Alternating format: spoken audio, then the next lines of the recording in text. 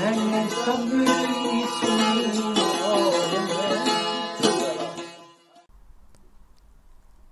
وہ سنی ہوئی ہے، یہ بات پڑھی بھی ہے کہ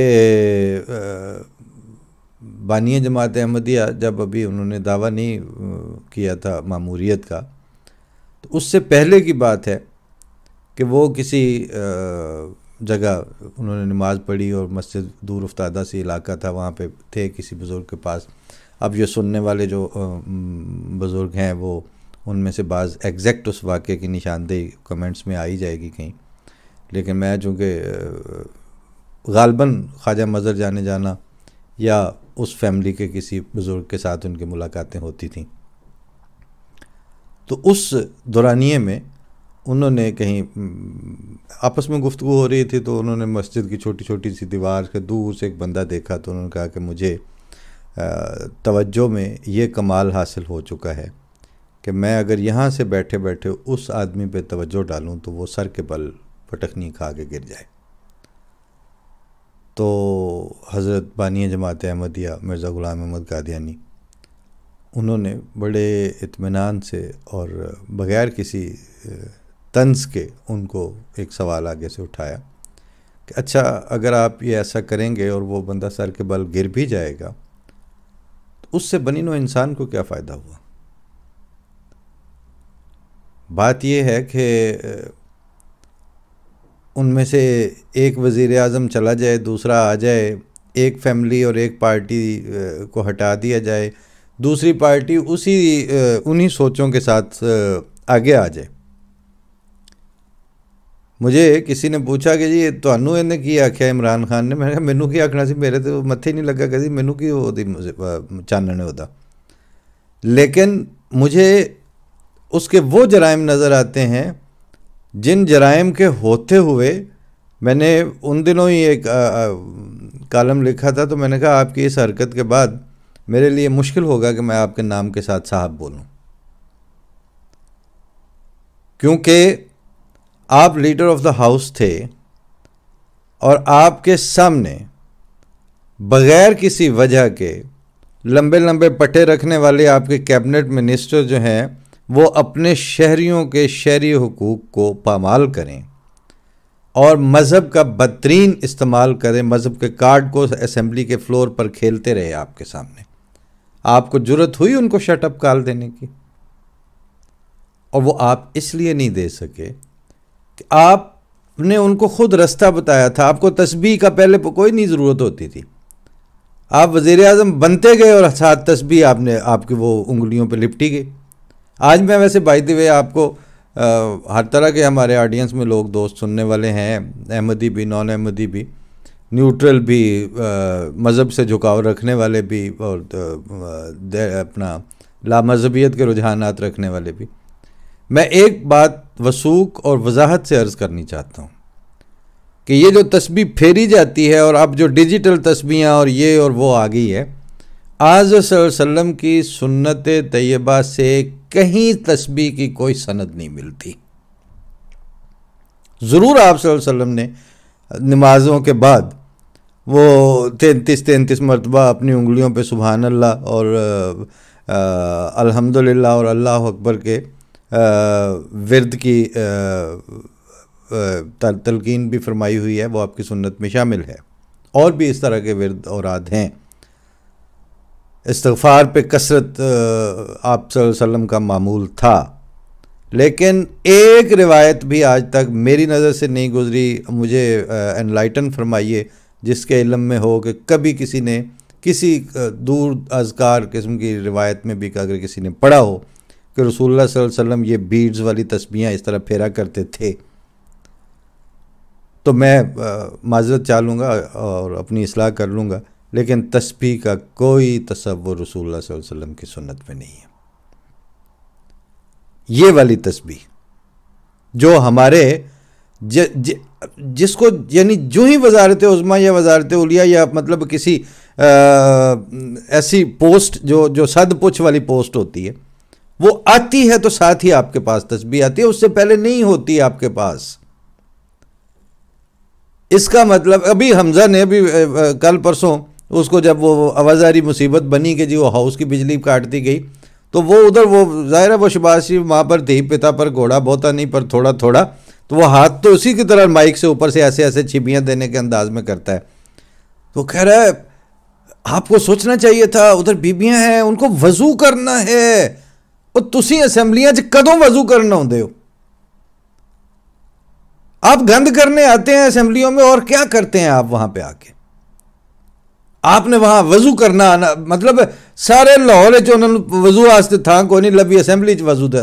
مقصد یہ نہیں ہے، مقصد یہ ہے کہ وہ پانی بجلی کاٹنا اس طرح کے ہتھ کنڈے استعمال کرنا ہے تو یہ گھٹیا پن، لیکن جو اس گھٹیا پن پہ دہائی دینے والے ہیں وہ ان سے بھی گھٹیا ہیں. کیوں کہ وہ اس وقت وضو اور مطلب پانی کا اور کوئی استعمال ان کو سمجھ نہیں آ رہا، صرف روزہ تے وضو روزہ تے وضو. تو آپ سارے مذہب کا بدترین استعمال کرنے کے قائل ہیں، اور چونکہ ہیں ہی بے ایمان، ہے ہی مینٹلٹی گھٹیا ہے، تو گھٹیا لوگوں کے ساتھ مزید گھٹیا پن ہو جائے تو پھر ہوتا رہے، پھر اب کیا کریں اس کا. اب رہا سوال جی وہ آئین مقدس والا. تو ایک بات گزارش کر دیں کہ آئین تو انسانوں نے بنایا ہوتا ہے. آئین کو تقدیس آپ کے باوقار رویے دیتے ہیں. اگر آپ بے کردار اور بد کردار اور جہاں موقع آئے وہیں سے یو ٹرن لینے والے اور اپنے مفاد کی خاطر آپ کو اصول اور ضمیر اور عقل سلیم کے ساتھ کوئی تعلق نہ ہو اور جب موقع آئے آپ اس کو جوتی کے نیچے رکھ لیں، تو ایسے انسانوں کے ذریعے اس آئین کو وہ تقدیس نصیب ہی نہیں ہو سکتی، کیونکہ آئین کو تقدس دینا پڑتا ہے. آئین اپنی ذات میں مقدس نہیں ہوتا. اپنی ذات میں اگر مقدس ہے تو وہ قرآن شریف ہے، کیونکہ وہ اترا ہے مالک کل کائنات کے خدا کی طرف سے اور انٹیکٹ ہے.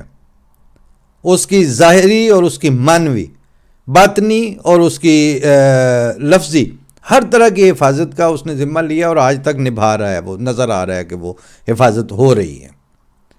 باقی آپ جو بھی ایس او پیز یا ریگولیشنز یا ضابطہ اخلاق، اور جب یہ چیز ترقی کرتے کرتے ریاست اور ملک کی سطح پہ پہنچتی ہے تو اس کو آئین کہتے ہیں، کانسٹیٹیوشن ہوتا ہے. لیکن کانسٹیٹیوشن کو خود قطرہ قطرہ کر کے سٹیپ بائی سٹیپ ہر مشکل وقت میں اپنے رویے، رسپانس اور اپنے رد عمل اور اپنے کرتوت ان کے ذریعے تقدیس فراہم کرنی پڑتی ہے، جو آپ نہیں کر سکے، ایک دفعہ بھی نہیں کر سکے. 73 والا آئین پہلی بدنیتی آپ نے اس میں کر لی تھی. احمدی جو ہے وہ صدر نہیں بن سکتا پاکستان کا اور چیف جسٹس آف پاکستان نہیں بن سکتا.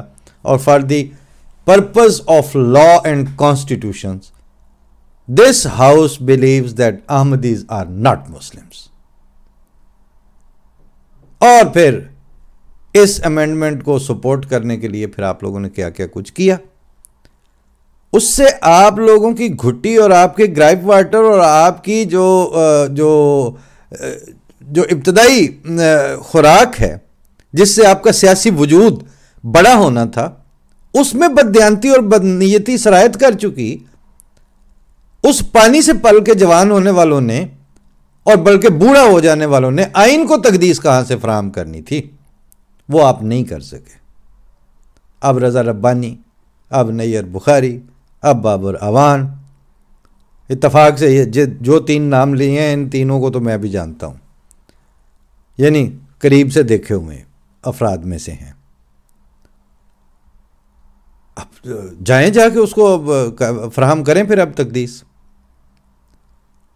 اب کبھی عدلیہ سے اس کے لیے تقدیس مانگی جائے گی، کبھی اسٹیبلشمنٹ سے مانگی جائے گی، اور جس وقت وہ تقدیس فراہم ہو جائے گی جو تقدیس آپ کی پرپس سرو کرتی ہوگی، تو پھر جن دونوں نے آپ کو آئین کو تقدیس فراہم کرنے میں مدد کی تھی انہی کو آپ جو ہے گوڈے کے نیچے رکھیں گے؟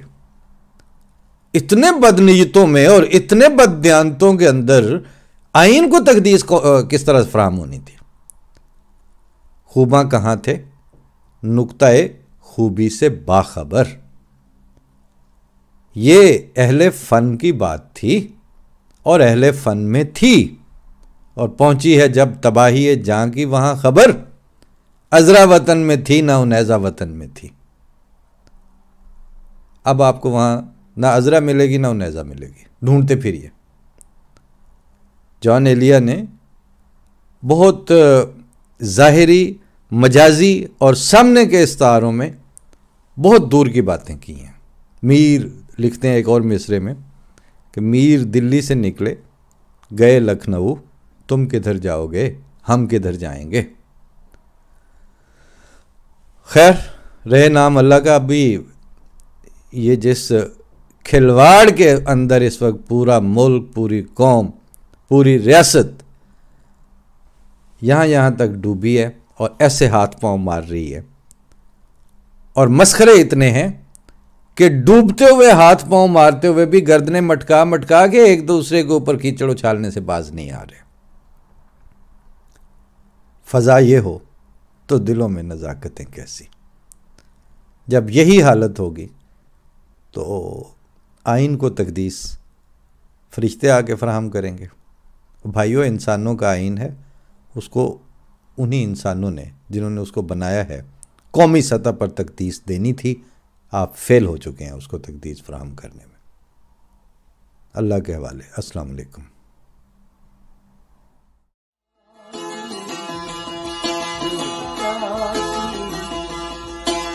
گئی